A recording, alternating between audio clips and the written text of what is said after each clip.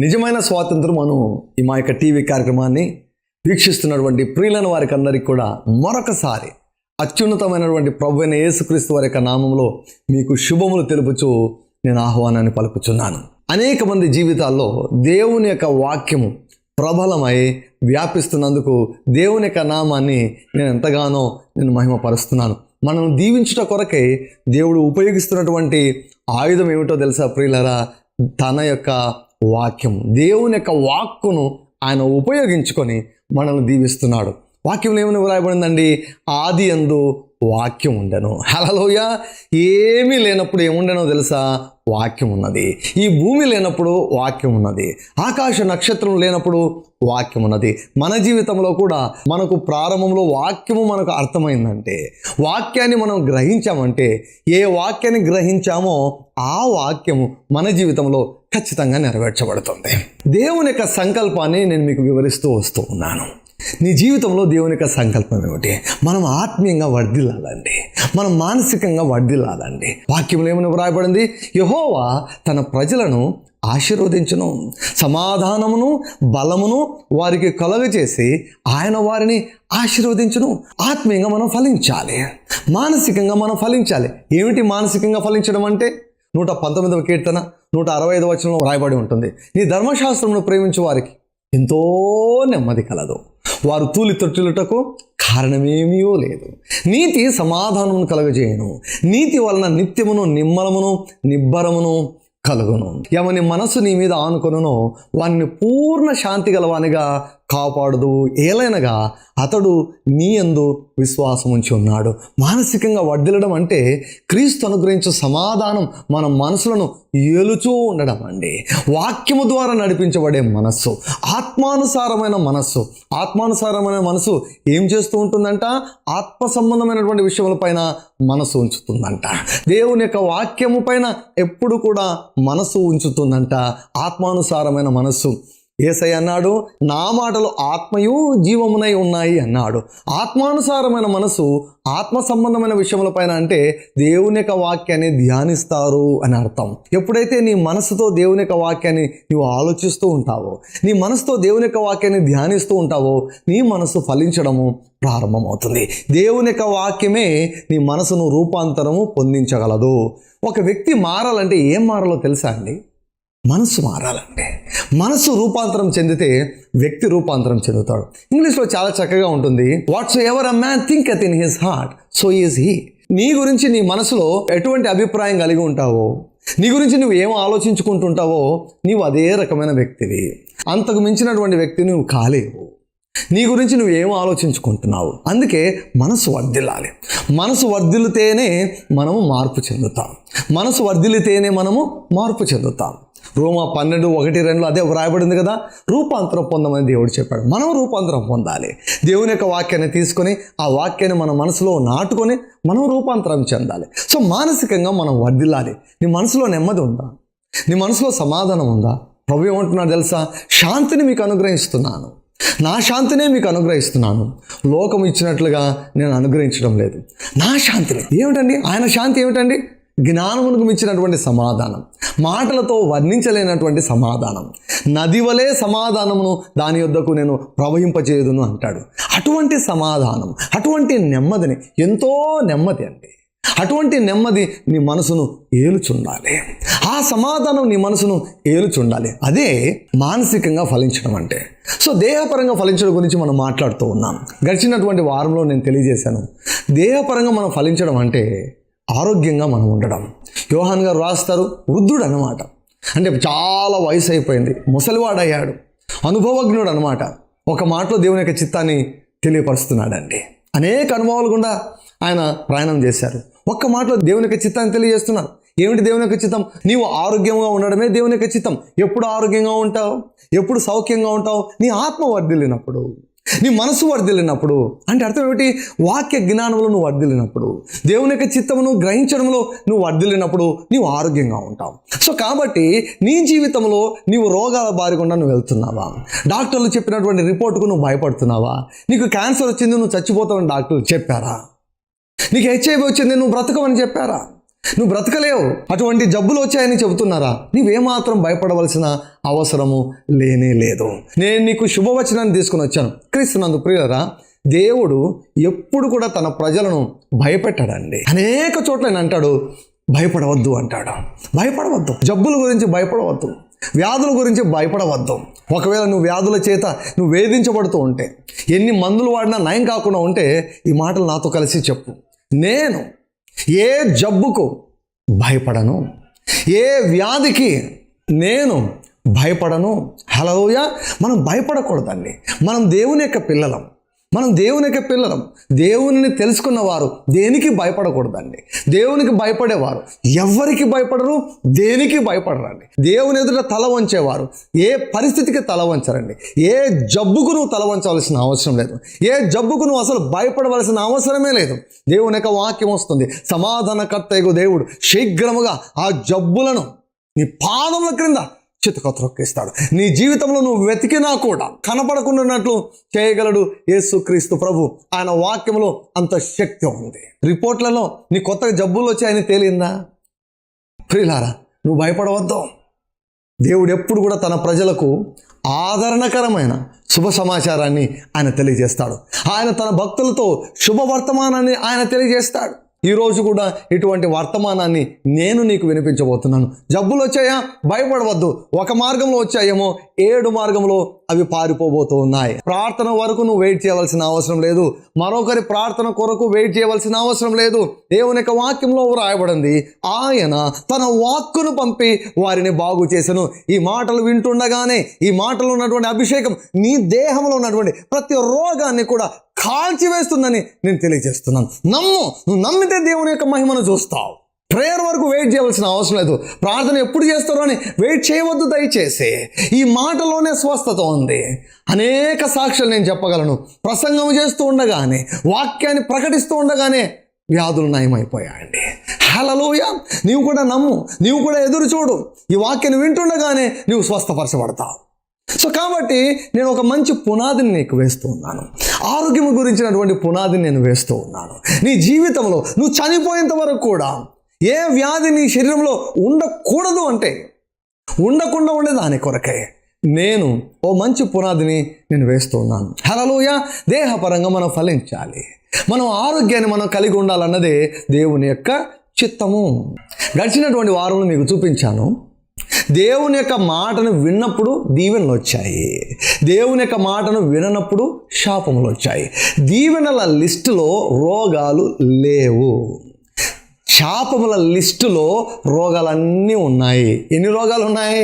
ప్రతి రోగము, ప్రతి తెగులు, ప్రతి జబ్బు, ప్రతి వ్యాధి అవన్నీ కూడా శాపాల లిస్ట్ క్రింద ఉన్నాయి. సో వ్యాధులు, జబ్బులు అన్నటువంటివి అవి ఆశీర్వాదాలు కావు, అవి శాపములు. కొంతమంది అనుకుంటారు, దేవుడు నాకేదో నేర్పించేదానికి దేవుడు జబ్బులు ఇచ్చాడు అని అనుకుంటుంటారు. నేను ఎప్పుడు కూడా ఒక విషయం చెబుతూ ఉంటాను. ఏమిటంటే, యేసు ప్రభు దగ్గరికి వచ్చినప్పుడు మన గత జీవితాన్ని అంతా వదిలిపెడతాం, మన పాత జీవితాన్ని అంతా వదిలిపెడతాం, మన పాపాలన్నీ వదిలిపెడతాం. అదే టైంలో చాలామంది ఏం చేస్తారంటే ఇంగిత జ్ఞానాన్ని కూడా వదిలేస్తారన్నమాట. Common sense అంటారన్నమాట. దాన్ని కూడా వదిలేస్తారు. దాన్ని వదిలేసి కొత్త సెన్స్ మొదలవుతుందన్నమాట. విచిత్రమైనటువంటి జ్ఞానం మొదలవుతుందన్నమాట. విచిత్రమైనటువంటి వింతైనటువంటి జ్ఞానం మొదలవుతుందన్నమాట. దేవుడు ఒక వ్యక్తికి ఏమైనా నేర్పించేదానికి జబ్బులు ఇస్తాడండి? బైబిల్ ఎక్కడ వ్రాయబడలేదు. దేవుడు తన పిల్లలకు ఏదైనా నేర్పించేదానికి రోగాలు ఇస్తే బైబిల్ ఎందుకండి? ఇంకా బైబిల్ ఎందుకు? బైబిల్ దేని కొరకే ఇచ్చాడు? బైబిల్ టెక్స్ట్ బుక్ అండి. మీ పిల్లలను స్కూల్కి పంపిస్తారు, ఆ స్కూల్లో ఉన్నటువంటి టీచర్లు వాళ్ళకు ఏం బోధిస్తారండి? టెక్స్ట్ బుక్లు బోధిస్తారా? లేకపోతే టెక్స్ట్ బుక్లు అన్నీ కూడా పక్కన పెట్టి కొడుతూ తిడుతూ నేర్పిస్తారండి? ఎలా నేర్పిస్తారు? ఒకవేళ ఆ స్కూల్లో టీచర్స్ కాళ్ళు విరగొడుతూ, చేతులు విరగొడుతూ, గాయాల పాలు చేస్తూ నేర్పిస్తున్నారంటే వాటి దగ్గరికి మీరు పంపిస్తారా? ఆ స్కూల్లో మీరు జాయిన్ చేస్తారా? ఇప్పుడు చాలా కష్టమైపోయింది కదా, మీడియా చాలా పవర్ఫుల్గా ఉంది కదా, బెత్తంతో కొట్టడం కూడా పెద్ద కేసు అవుతా ఉంది. సో అటువంటిది ప్రియులారా, దేవుడు నీకు నేర్పించాలంటే దేవుడు తన వాక్యాన్ని ఇచ్చాడు. నేర్పించేదానికి పరిశుద్ధాత్మను టీచర్గా ఇచ్చాడు. అర్థమవుతుందా మీకు? రోగాలతో దేవుడు ఏం నేర్పించాడండి? నేను కూడా రోగాల బారిన పడ్డాను. నేను కూడా నేర్చుకున్నాను. ఏం నేర్చుకున్నాను తెలుసా? ఇంకెప్పుడు కూడా రోగము నాకు రాకూడదు, ఇంకా ఎప్పుడు కూడా రోగాల బారిన పడకూడదు అని నేర్చుకున్నాను నేను. అంతకుమించి వేరే ఏం నేర్చుకోలేదు. తప్పు చేయకూడదు, పొరపాట్లు చేయకూడదు, పాపం చేయకూడదు అని వాక్యం చదివి నేను నేర్చుకున్నా. రోగాల బారిన పడ్డప్పుడు నేను ఏం నేర్చుకున్నాను అంటే, నేను నేర్చుకున్నది ఒకటి, ఇంకా ఎప్పుడు కూడా నా జీవితంలోనికి, నా శరీరంలోనికి ఏ జబ్బును అనుమతించకూడదు. ఇది నేర్చుకున్నాను నేను. ప్రియులారా, దేవుడు ఒక మనిషికి నేర్పించేదానికి రోగాలను వాడుకోడు.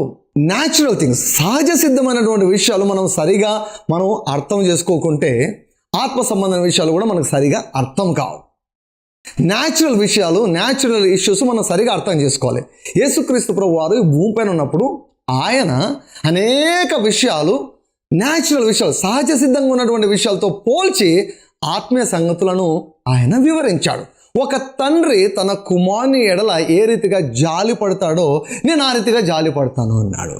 ఒకని తల్లి తన కుమారుని ఏ రీతిగా ఆదరిస్తుందో నేను అదే రీతిగా ఆదరిస్తాను అన్నాడు. అంటే మనకు దేవునికి ఎటువంటి సంబంధం ఉంది? తండ్రి కుమార్తెల సంబంధం ఉంది. ఆ లైన్లో మనం చూడాలి. కామన్ సెన్స్ను పోగొట్టుకోవద్దు, ఇంగిత జ్ఞానాన్ని ప్రక్కన పెట్టవద్దు. దయచేసి మరలా తీసుకోండి. మీ పిల్లలకు మీరు జబ్బులు రావాలని కోరుకుంటారా, జబ్బులు రాకూడదని కోరుకుంటారా? జబ్బులు వచ్చి ఏమైనా నేర్చుకోవాలని మీరేమైనా కోరుకుంటారా? Impossible. No parent will think like that. No parent who has a right mind will think like that. ఏ తండ్రి కూడా, ఏ తల్లి కూడా తన పిల్లలకు జబ్బులు రావాలని కోరుకోరండి. జబ్బులు వచ్చిన వెంటనే హాస్పిటల్కి పరిగెత్తారో చెప్పండి. జబ్బులు వచ్చిన వెంటనే టాబ్లెట్స్ వాడరా చెప్పండి. ఎందుకు? మాకు వచ్చినా పర్లేదు కానీ మా పిల్లలకు రాకూడదు. కొన్నిసార్లు కొంతమంది తల్లిదండ్రులకు పిల్లలు క్యాన్సర్తో పుడతారు. భయంకరమైనటువంటి క్యాన్సర్ జబ్బులు ఉంటాయి. తల్లిదండ్రులు అంటారు, ఏమంటారు తెలుసా? మాకు వచ్చినా బాగుండు, నా కుమారునికి వచ్చింది. మాకు వచ్చినా బాగుండు, నా కుమార్తెకు వచ్చింది. తట్టుకోలేరండి. ఈ లోకపు తల్లిదండ్రులే తమ పిల్లలకు జబ్బులు వస్తే తట్టుకోలేరండి. దేవుడు ఈ లోకపు తల్లిదండ్రులకు ఏం పేరు పెట్టాడు తెలుసా? మీరు చెడ్డవారయ్యుండి మంచి ఈవులను ఇయ్యనెరిగి ఉండగా మీ పరలోకమందున తండ్రి అంతకంటే మంచి ఈవులను ఇవ్వడా? నిశ్చయంగా ఇస్తాడండి ఆయన. పోల్చుకోవాలి. మన తల్లిదండ్రులు మనకు రోగాలు రావాలని కోరుకుంటారా? కోరుకోనప్పుడు దేవుడు కూడా కోరుకోడు. మన తల్లిదండ్రులు మనకి ఏదైనా విషయాన్ని ఏ రీతిగా నేర్పించాలని కోరుకుంటారు? ఏమండి? ఇన్స్ట్రక్షన్స్ ఇస్తారు, సూచనలు ఇస్తారు, సలహాలు ఇస్తారు. హల్లెలూయా. ప్రసంగాలు అందుకొరకే, వాక్యం ఉండేది అందుకొరకే, పుస్తకాలు ఉండేది అందుకొరకే, దేవుని యొక్క సేవకులు ఉండేది అందుకొరకే, దేవుని యొక్క వాక్యంలో ఎదిగిన వారు ఉండేది అందుకొరకే. వాక్యం ద్వారా నేర్పిస్తారు, వాక్యం ద్వారా సరి చేస్తారు, వాక్యం ద్వారా బోధిస్తారు. రోగాలు, శాపాలు ప్రియులారా నీకు నేర్పించేదానికి అవి పనిముట్లు కాదు, నీకు నేర్పించేదానికి పరికరాలు కాదు. Diseases are not the instruments to teach you a lesson. Diseases are a curse. Never forget that. నీవు ఒకవేళ ఈ విషయంలో నీ మనసును స్థిరపరచుకోకుంటే నీవు అప్పటికీ బాగు కాలేవు. జీవితకాలం అంతా రోగాలతోనే రాజీపడి జీవిస్తూ ఉంటావు. యాకోబు రాసిన పత్రికలో రాయబడింది, దేవునికి లోబడి ఉండండి, అపవాదిని ఎదిరించండి, అప్పుడు వాడు పారిపోతాడు.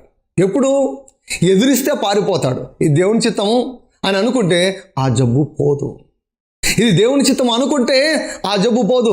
విసుగు రావాలని నీ జబ్బుల పైన నీకు, ఈ జబ్బు నా దేహంలో ఉండకూడదు, ఇది దేవుని యొక్క ఆలయము, ఈ దేవుని యొక్క ఆలయమైనటువంటి శరీరంలో జబ్బు ఉండకూడదు అని నీకు విసుగు రావాలి. You must be fed up with your disease, then the yoke will be destroyed.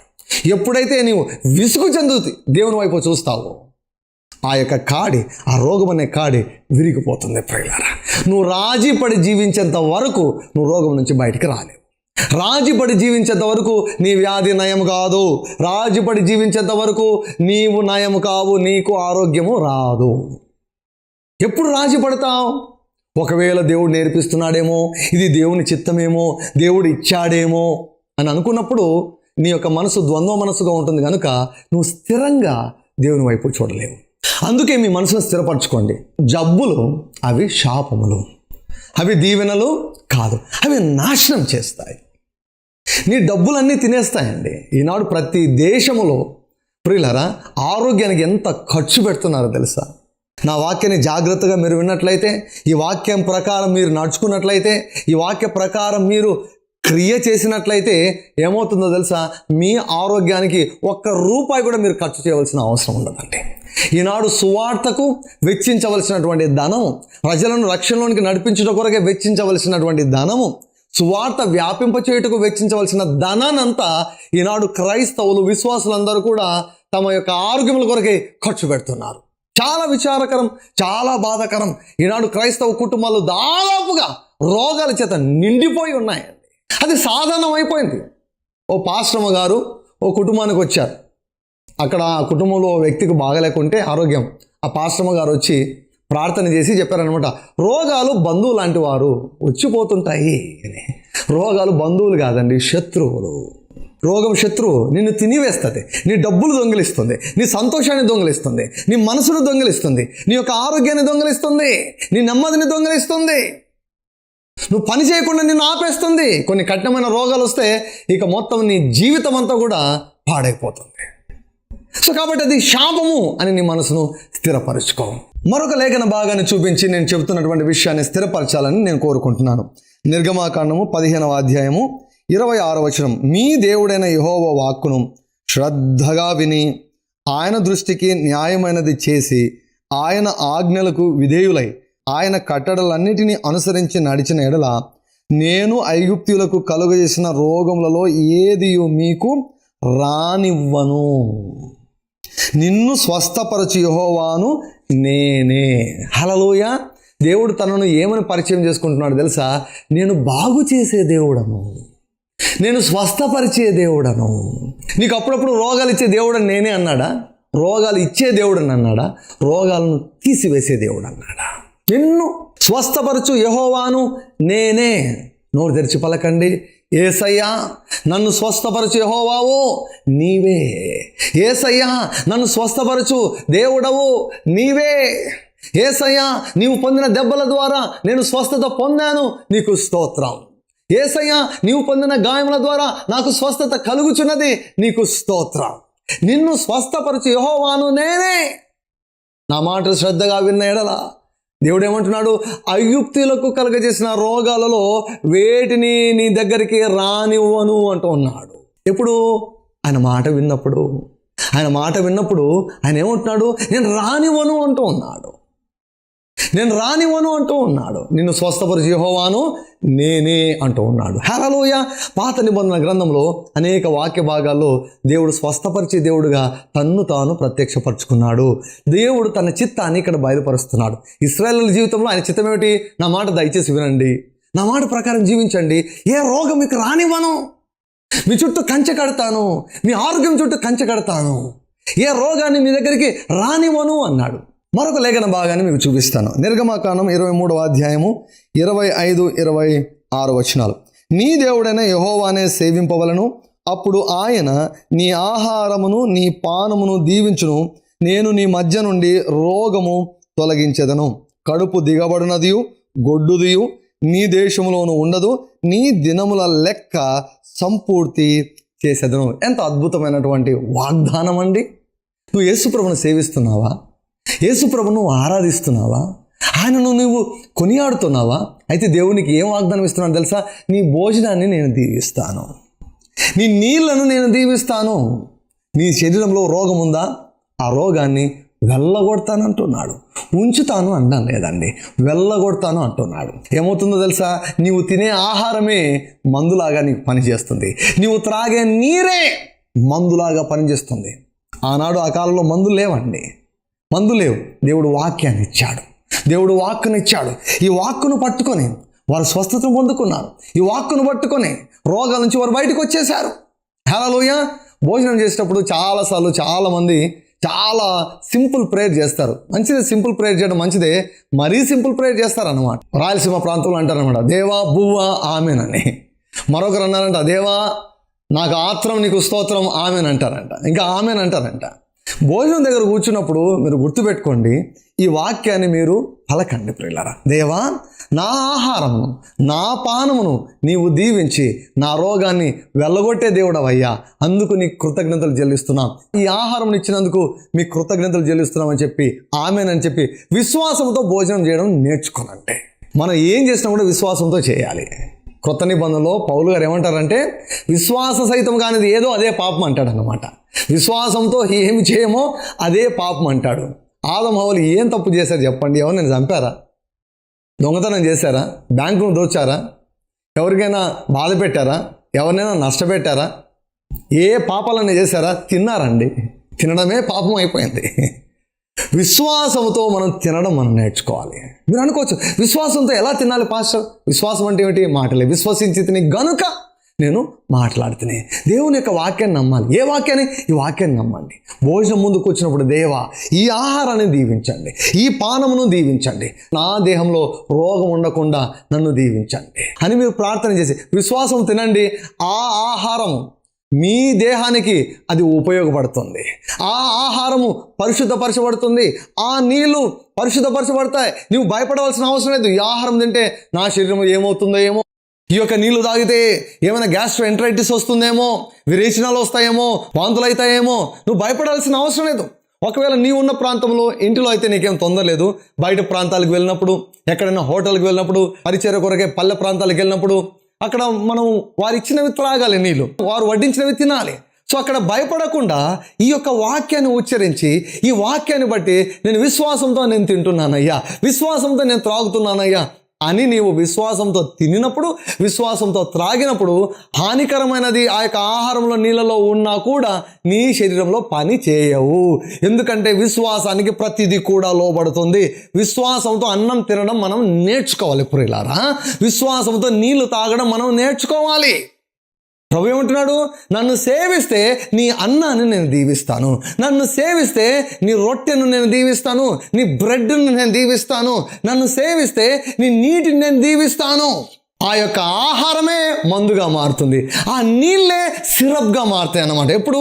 యెహోవా ఆశీర్వాదము ఆ యొక్క ఆహారం పైకి నీళ్ళపైకి వచ్చినప్పుడు. దేవుడు ఏమన్నాడు? తొలగిస్తాను అంటున్నాడు అండి, ఉంచుతాను అనడం లేదు, తొలగిస్తాను అంటున్నాడు. ఎంత గొప్ప వాక్యం కదా. చివరిగా మరొక లేఖన భాగాన్ని మీకు చూపిస్తాను. 105వ కీర్తన 37వ వచనం. అక్కడ నుండి తన జనులను వెండి బంగారములతో ఆయన రప్పించెను, వారి గోత్రములలో నిస్సత్తువ చేత తొట్టిల్లు వాడొక్కడైనను లేకపోయాను. ఈ యొక్క వాక్యము ఎవరి గురించి చెబుతుందంటే 30 లక్షల మంది, దాదాపుగా 30 లక్షల మంది ఇశ్రాయేలుల గురించి దేవుడి యొక్క వాక్యాన్ని ఆయన వ్రాసి ఉంచాడు. వారు బయలుదేరినప్పుడు, వారు ఐగుప్తుల నుంచి బయటకు వచ్చినప్పుడు నిస్సత్తువ చేత తొట్టిల్లు వారు ఒక్కడు కూడా లేరు. వారి గోత్రాలు అంటే వారి కుటుంబాలండి. 12 గోత్రాలు ఉన్నాయి కదా, 12 గోత్రాల్లో నిస్సత్తువ చేత తొట్టిల్లేవారు. దేని గురించి మాట్లాడుతున్నాడంటే ఆరోగ్యం గురించి ఇక్కడ మాట్లాడుతున్నాడు దేవుడు. నిస్సత్తువ చేత తొట్టిల్లు వారు ఒక్కడు కూడా లేడంట. అంటే జబ్బు చేత బాధపడినటువంటి ఒక్క వ్యక్తి కూడా లేడంట. దేవుడు వారిని బయటికి తీసుకుని వచ్చినప్పుడు కేవలం ఐగుప్తుల నుంచి మాత్రమే విడిపించలేదండి, రోగాల నుంచి విడిపించాడు, దరిద్రత నుంచి విడిపించాడు, అప్పుల నుంచి విడిపించాడు, పేదరికం నుంచి విడిపించాడు, దాస్యత్వం నుంచి విడిపించాడు. కేవలం ఐగుప్తు నుంచి మాత్రమే, ఐగుప్తుల చేతి నుంచి మాత్రమే కాదు విడిపించింది, రోగాల నుంచి విడిపించాడు. వారి గోత్రములలో, వారి కుటుంబాలలో నిస్సత్తువ చేత తొట్టిల్లు వారు ఒక్కడైనా కూడా లేడంట. నీ కుటుంబంలో ఎంతమంది ఉన్నారు? ఆ కుటుంబంలో ఎంతమందికి జబ్బులు ఉన్నాయి? దేవుని యొక్క చిత్తం ఏమిటో తెలుసా? నీ కుటుంబంలో ఎంతమంది ఉన్నా కూడా ఒక్కరి శరీరంలో కూడా అనారోగ్యం ఉండడము పరలోకపు తండ్రి యొక్క చిత్తము కాదు, యేసయ్య యొక్క చిత్తము కానే కాదు. స్వస్థపరిచి బయటికి తీసుకొని వచ్చాడు, దీవించి బయటికి తీసుకొని వచ్చాడు. నీ కుటుంబంలో కూడా ప్రతి ఒక్కరికి ఆయన ఆరోగ్యం దయచేయాలని ఆయన కోరుకుంటున్నాడు. హల్లెలూయా. ప్రతి రోగాన్ని బాగు చేసే అభిషేకం అందుబాటులో ఉంది. యేసుక్రీస్తు నామములో ఆయన వైపు చూడండి. వాక్యంలో వ్రాయబడింది, వారు ఆయన తట్టు చూడగా వారికి వెలుగు కలిగెను, వారి ముఖములెన్నడూ లజ్జింపకపోయెను. మీరు ఆయన వైపు చూడండి, ఆయన వాక్యం వైపునకు చూడండి. ఆయన వాక్యము మీకు స్వస్థతను ఎట్టి రోగము నుంచి అయినా సరే కలుగజేస్తుంది. ఎట్టి రోగమునైనా సరే బాగు చేసే శక్తి దేవుని యొక్క వాక్యమునకు ఉందని నేను తెలియజేస్తున్నాను. మీ యొక్క కుటుంబములలో ప్రతి ఒక్కరికి కూడా స్వస్థతను దయచేసి దైవికపరమైన ఆరోగ్యమును యేసుక్రీస్తు ప్రభుల వారు మీకు అనుగ్రహించును గాక. ఆమేన్. అభిషేకించబడినటువంటి దేవుని యొక్క వాక్యాన్ని మీరు విని మీరు దీవించబడ్డారని నేను నమ్ముచు దేవుని యొక్క నామమును నేను మహిమపరుస్తున్నాను. క్రీస్తునందు ప్రియులైనటువంటి వారులారా, కొన్ని ప్రాముఖ్యమైన విషయాలు మీతో పంచుకోవాలని నేను ఇష్టపడుతున్నాను. మొట్టమొదటగా ఈ యొక్క నిజమైన స్వాతంత్రమును కార్యక్రమమును అనేకులకు మీరు పరిచయం చేయాలని నేను మనవి చేస్తున్నాను. దేవుడు తన వాక్యం ద్వారా అనేకులను నిజమైన స్వాతంత్రంలోనికి ఆయన నడిపిస్తున్నాడు. తరువాత దేవుని యొక్క వాక్యంలో వ్రాయబడి ఉంది ఏమిటంటే, నీతిమంతుడు విశ్వాస మూలముగా జీవిస్తాడు. సో నీతిమంతుడు ఎవరు? యేసు ప్రభు యొక్క రక్తము చేత కడుగబడినటువంటి వాడు, యేసు ప్రభు రక్తము చేత కొనబడినటువంటి వ్యక్తి. సో ఆ నీతిమంతుడు జీవించవలసిన విధానం ఏమిటో తెలుసా? విశ్వాసం మూలంగా జీవించాలి. అంటే దేవుని యొక్క వాక్యము పైన ఉన్నటువంటి విశ్వాసము ద్వారా జీవించాలి. ముఖ్యంగా మనము నేర్చుకోవలసిన విషయం ఏంటో తెలుసా? విశ్వాసమును మనం నేర్చుకోవాలి. సో విశ్వాసం ఎలా వస్తుంది? వాక్యంలో వ్రాయబడింది, వినుట వలన విశ్వాసము కలుగును అని వ్రాయబడింది. సో కాబట్టి క్రీస్తునందు ప్రియులరా, అనేక ప్రసంగాలు, కొన్ని వందల ప్రసంగాలు నేను విశ్వాసం గురించి చేశాను. ఇవన్నీ కూడా మీకు అందుబాటులో ఉన్నాయి. తర్వాత వాటిని వినాలని నేను మనవి చేస్తున్నాను. చాలామందికి ప్రసంగాలు, విశ్వాసం గురించినటువంటి ప్రసంగాలు వినే అలవాటు లేదు. అభిషేకించబడినటువంటి దేవుని యొక్క వాక్యాన్ని వినడము అది చాలా మంచి అలవాటు. సో కాబట్టి ప్రతిరోజు కనీసం ఒక వర్తమానైనా వినండి. సో మరొక ముఖ్యమైన విషయం ఏంటంటే, దేవుడు నన్ను అభిషేకించి నా చేత కొన్ని ప్రాముఖ్యమైనటువంటి పుస్తకమును ఆయన వ్రాయించారు. వాటిలో మొదటిది, నీ భవిష్యత్తును నిర్మించుకో. వినేదానికి ఆశ్చర్యంగా ఉంటుంది. అవునండి, నీ భవిష్యత్తు దేవుని చేతిలో లేదు, నీ భవిష్యత్తు నీ చేతిలో ఉంది. దేవుడు అన్నాడు, ఇదిగో ఆశీర్వాదమును శాపమును నీ ఎదుట ఉంచి ఉన్నాను, నీకు ఏది కావాలో కోరుకో అంటూ ఉన్నాడు. పుస్తకాన్ని ప్రతి ఒక్కరు కూడా మీరు చదవండి. ప్రతిరోజు చదువుతూ ఉండడం వలన మీ జీవితాల్లో మీరు అద్భుతములను మీరు అనుభవించగలరు అని నేను తెలియజేస్తున్నాను. సో మరొక పుస్తకాన్ని, 1000 స్తుతులు అన్నటువంటి పుస్తకాన్ని, ప్రతి స్తుతిని కూడా దేవుడు చెప్పి ఆయన వ్రాయించాడు. ఈ 1000 స్తుతులు చేయడం ద్వారా లెక్కలేనన్ని సాక్ష్యాలు, ఆత్మీయ అద్భుతాలు, మానసికమైన అద్భుతాలు, శారీరకపరమైన అద్భుతాలు, స్వస్థతాపరమైన అద్భుతాలు, ఆర్థికపరమైన అద్భుతాలు, అసలు దేవుని ముఖాముఖిగా చూసిన వారు చాలామంది ఉన్నారు స్తుతులు చేస్తుండగా. తర్వాత క్రైస్తవ సమాజంలో అత్యంత వివాదాస్పదమైన, నిర్లక్ష్యము చేయబడినటువంటి క్రైస్తవ అనుభవము పరిశుద్ధాత్మ బాప్తిస్మం. దేవుడు నన్ను ప్రేరేపించి ఈ అంశం గురించి బహు స్పష్టంగా ఆయన వ్రాయించాడు. తెలుగులో నాకు తెలిసినంత వరకు పరిశుద్ధాత్మ బాప్తిస్మం గురించి కంప్లీట్ గైడ్ ఇంతవరకు నేనైతే చూడలేదు. సో అయితే ఈ పుస్తకాన్ని మీరు చదవాలని నేను ఎంతగానో కోరుకుంటున్నాను. ఈ పుస్తకాన్ని చదువుతున్నప్పుడే అనేకులు పరిశుద్ధాత్మ చేత అభిషేకించబడి భాషల్లో మాట్లాడుతూ మరి ఉజ్జీవాన్ని వారు అనుభవిస్తున్నారు. దేవుని నిజంగా నువ్వు అనుభవించాలనుకుంటున్నావా? దేవుని యొక్క అద్భుతాలను నీ జీవితంలో నువ్వు చూడాలనుకుంటున్నావా?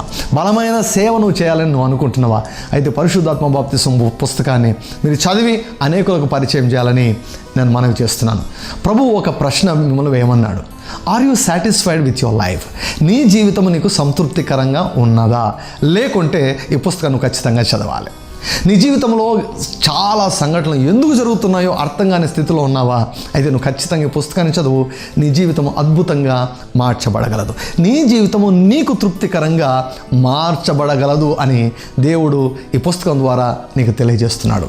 సో మరి ఒక పుస్తకం, ఈ తరంలోనే గొప్ప దైవజనుడు, కొన్ని లక్షల మంది విశ్వాసుల జీవితాలను ప్రభావితం చేసినటువంటి దైవజనుడు రెవరెండ్ కెన్నెత్ ఈ హేగెన్ గారు, వారు రాసినటువంటి రిడీమ్డ్ అన్నటువంటి ఇంగ్లీష్ పుస్తకాన్ని నేను తెలుగులోనికి తర్జుమా చేశాను. చిన్న బుక్లెట్, అనేకుల జీవితాలను ప్రభావితం చేసినటువంటి ఆ చిన్న పుస్తకాన్ని మీరు కూడా పొందుకోవాలని మనవి చేస్తున్నాను. సో ఈ పుస్తకాలన్నీ కూడా చదవండి. చాలామందికి పుస్తకాలు చదివే అలవాటు లేదు. ఈ మంచి అలవాటును మీరు అలవర్చుకోవాలని నేను కోరుచున్నాను. సో పుస్తకాలు చదవండి, మీ జీవితాలు పూర్తిగా మార్చబడతాయని నేను తెలియజేస్తున్నాను. ఈ ప్రోగ్రామ్ మీకు దీవెనకరంగా ఉన్నదని నమ్ముచున్నాము. మా address RDJ Ministries, Calvary faith church, Krishnapuram 0 road, Tadipatri, Anantapur district, Andhra Pradesh. మా phone number 9440040031. Another number 9440040041. Thank you very much for watching our program.